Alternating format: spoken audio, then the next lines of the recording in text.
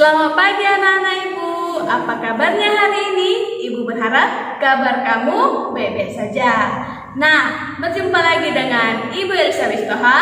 Di sini ibu akan menyampaikan materi pembelajaran kita, yaitu tema 8, keselamatan di rumah dan perjalanan. Subtema 1, aturan keselamatan di rumah, pembelajaran 1 dengan tujuan pembelajaran, yaitu yang pertama, kamu dapat menentukan tanda waktu yang ditunjukkan jarum jam dengan tepat. Yang kedua, kamu dapat menuliskan teks pendek dengan memperhatikan aturan penggunaan huruf kapital yang benar. Yang ketiga, kamu dapat menunjukkan tekanan kuat dan lemah pada pola irama sederhana berbirama 2 dengan tepat. Udin, anak yang taat pada aturan. Setiap melakukan kegiatan selalu diatur menggunakan jadwal. Setiap kegiatan dilakukan dengan tepat waktu. Nah, mengapa kegiatan yang kita lakukan harus tepat waktu? Nah, sekarang amati gambar di samping. Pukul berapa Udin sarapan pagi?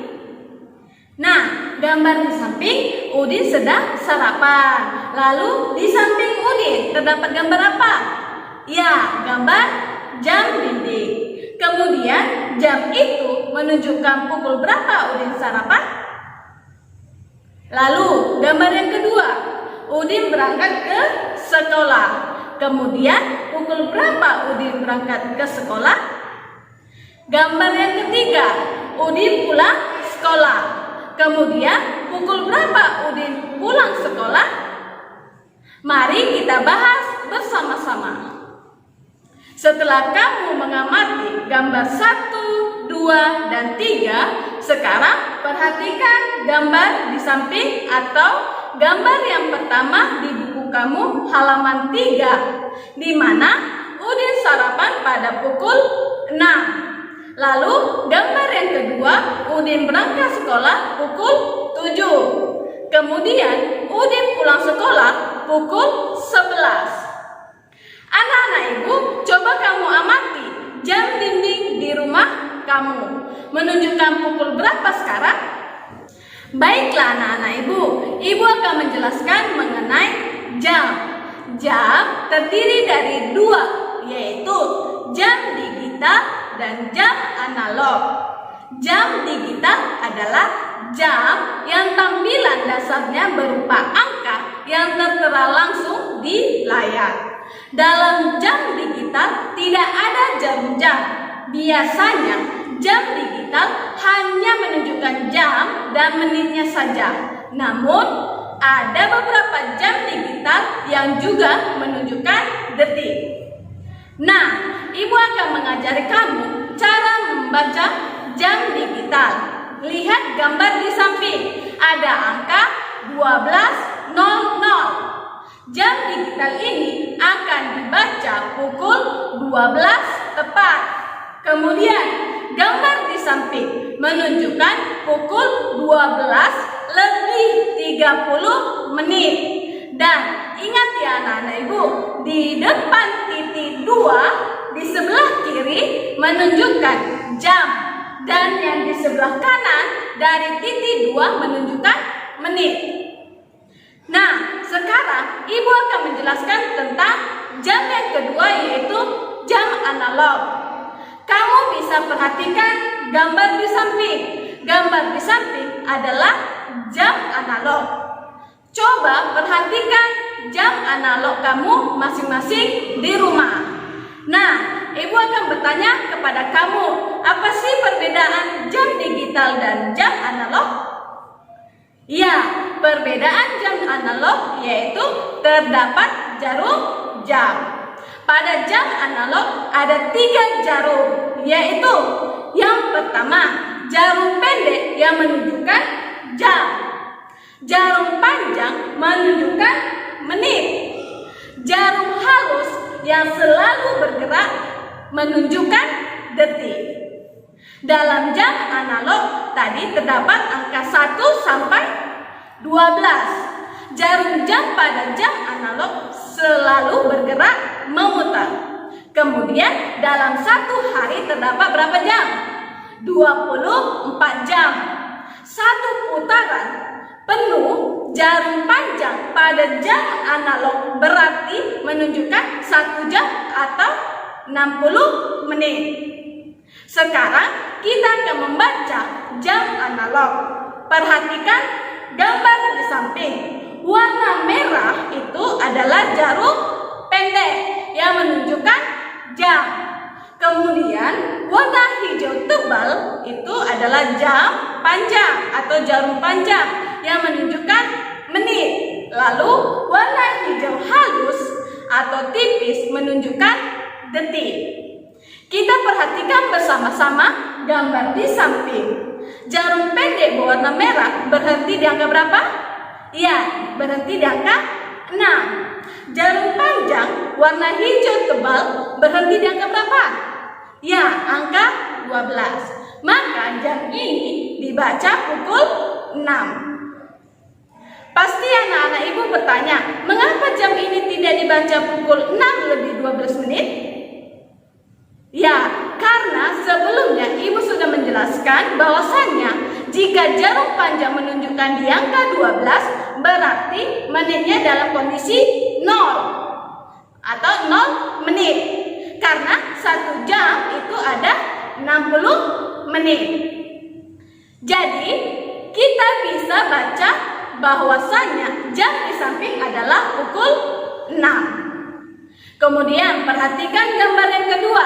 Jarum pendek di angka 7. Jarum panjang di angka 12. Maka jam di samping dibaca pukul 7. Kemudian gambar yang ketiga. Jarum pendek di angka 11. Jarum panjang di angka 12. Maka jam di samping dibaca pukul 11.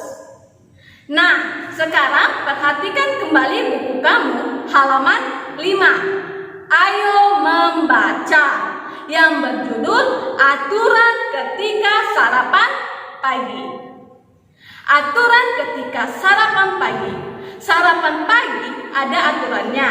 Aturan itu berguna untuk menjaga kesehatan tubuh. Kesehatan tubuh sangat penting. Tubuh yang sehat akan terhindar dari penyakit. Penyakit yang muncul disebabkan sering lalai dengan aturan. Oleh sebab itu, aturan ketika sarapan pagi harus diperhatikan. Aturan ketika sarapan pagi yang harus dipatuhi antara lain. Yang pertama, mencuci tangan sebelum makan hingga bersih. Yang kedua, duduk dengan posisi yang benar. Yang ketiga, mengambil makanan dan minuman dengan tertib.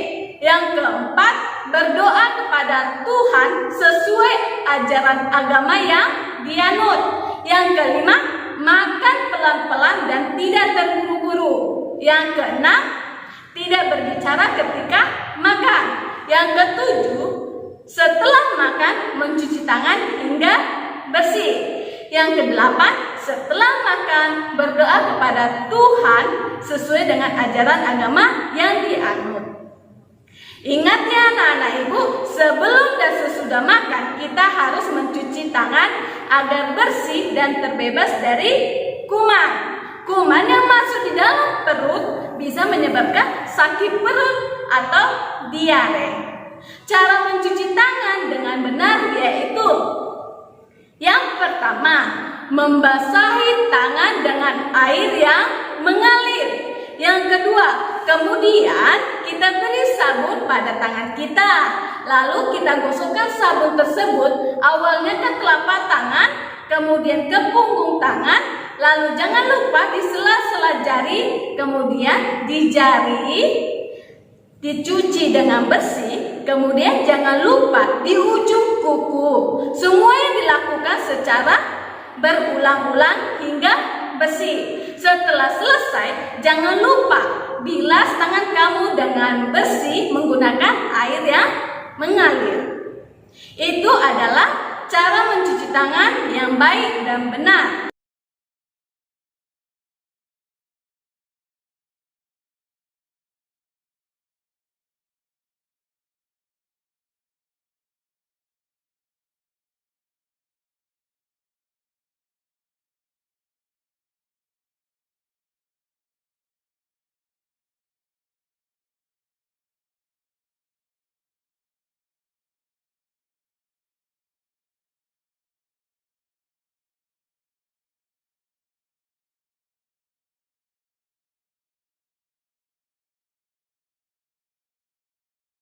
Saat makan, dalam aturan tadi harus duduk dengan benar ya anak-anak ibu.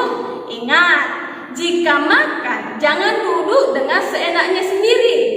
Lalu ketika kita makan, mengambil makanan pun harus dengan tertib dan tidak berebut. Utamakan yang lebih tua dahulu yang mengambil makanan. Lalu jangan lupa berdoa ya anak-anak ibu, karena melalui berdoa kita jadi tahu bersyukur kepada Tuhan Yang Maha Esa karena sudah diberi rezeki. Lalu saat makan pun kita tidak boleh berbicara dan terburu-buru karena akan membuat kita tersedak dan berbahaya bagi kita semua ya anak-anak ibu. Coba baca kembali teks aturan ketika sarapan pagi dengan teliti. Setiap kata Tuhan selalu ditulis dengan huruf besar atau huruf kapital. Huruf besar disebut dengan huruf kapital. Perhatikan kalimat di samping atau di buku kamu ada. Yang A, berdoa kepada Tuhan sesuai dengan ajaran yang dianut. B, setelah makan berdoa kepada Tuhan sesuai ajaran agama yang dianut. Coba anak-anak ibu perhatikan kata Tuhan. Pada Tuhan diawali dengan huruf kapital. Karena huruf kapital juga dipakai huruf pertama pada kata ganti Tuhan. Nah, berikut ini kata ganti Tuhan yang sering digunakan. Misalnya, yang pertama, Yang Maha Esa harus diawali dengan huruf kapital. Yang kedua, Yang Maha Kuasa. Yang ketiga, Yang Maha Besar. Yang keempat, Maha Pengasih. Yang kelima, Yang Maha Penyayang, dan lain sebagainya. Contoh kalimat yang menggunakan kata ganti Tuhan dengan benar yaitu, aku berdoa kepada Tuhan Yang Maha Kuasa. Maka Tuhan Yang Maha Kuasa harus diawali dengan huruf kapital. Nah, masih ingatkah kamu apa yang dilakukan sebelum makan? Ya, kita harus berdoa sebelum makan. Tujuan berdoa sebagai wujud syukur kepada Tuhan. Bersyukur kepada Tuhan dapat diungkapkan melalui lagu. Misalnya lagu Terima Kasih Ya Tuhan. Lagu dapat dinyanyikan dengan tekanan nada kuat dan nada lemah. Berikut ibu beri catatan tentang lagu yang akan kita nyanyikan sebagai berikut.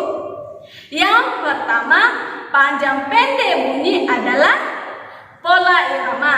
Yang kedua, bunyi yang beraturan disebut apa? Ya, irama. Yang ketiga, irama dihitung dengan ketukan. Yang keempat, banyak ketukan dalam setiap ruas disebut birama. Yang kelima, dalam bunyi kita dapat menggunakan iringan menggunakan alat musik ritmis. Misalnya tamborin, drum, kendang, dan alat pukul lainnya. Yang keenam, tanda ini atau tanda lebih besar berarti tekanan nada dari kuat perlahan-lahan lemah. Yang ketujuh, tanda ini atau tanda lebih kecil berarti tekanan nada lemah perlahan-lahan kuat. Yang kedelapan, pada lagu berirama 2/4 secara alami tekanan kuat terdapat pada ketukan pertama, sedangkan tekanan lemah terdapat pada ketukan kedua. Setelah anak-anak ibu memahami pelajaran kita hari ini, ibu akan beri kamu tugas, yaitu kerjakan halaman 4 dan 5. Ayo berlatih nomor 1 sampai 5. Tugas ini dikerjakan di buku tugas matematika. Kemudian kembalikan ke folder tugas kelas masing-masing. Jangan lupa gambar jamnya. Kemudian soalnya ditulis lalu dijawab. Oke? Sekian materi yang ibu sampaikan. Semoga bermanfaat buat kamu dan selamat bertemu di video pembelajaran berikutnya. Selamat pagi dan salam